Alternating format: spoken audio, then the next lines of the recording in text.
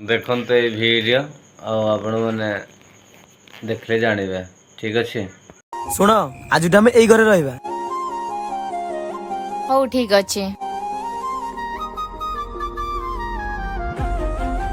ଶୁଣ ହଁ ଘରେ କିଛି ପନିପରିବା ନାହିଁ, କାମରୁ ଆସିଲା ବେଳେ ଟିକେ ପନିପରିବା ନେଇ ଆସିବ। ଆରେ ମୋର କାମରୁ ଆସିଲା ଲେଟ୍ ହବ, ତମେ ଯାଇକି ନିଜେ ନେଇ ଆସ। ହଉ ଠିକ ଅଛି, ମୁଁ ନେଇ ଆସିବି। ହଉ।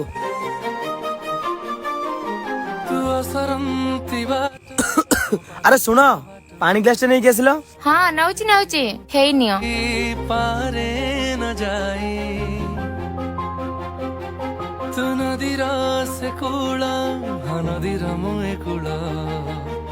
କଣ ହେଲା ଏତେ ମନ ଦୁଃଖରେ ବସିଛ? ଆଜି କାମକୁ ଯାଇଥିଲି ହେଲେ କିଛି କାମ ମିଳିଲାନି, ଆଉ ଘର ଏମିତିରେ ପରିବା ପତ୍ର ସଉଦା କିଛି ବି ନାହିଁ, ସେଥିପାଇଁ ଟିକେ ଚିନ୍ତାରେ ଅଛି। ଆରେ ଏତେ ଚିନ୍ତା କରିବାରେ କଣ ଅଛି, କାମ ଆଜି ନହେଲା ନାହିଁ, ଆଜି ଦିନଟା ଆମେ ଯେମିତି ହେଲେ ଚଳିଯିବା।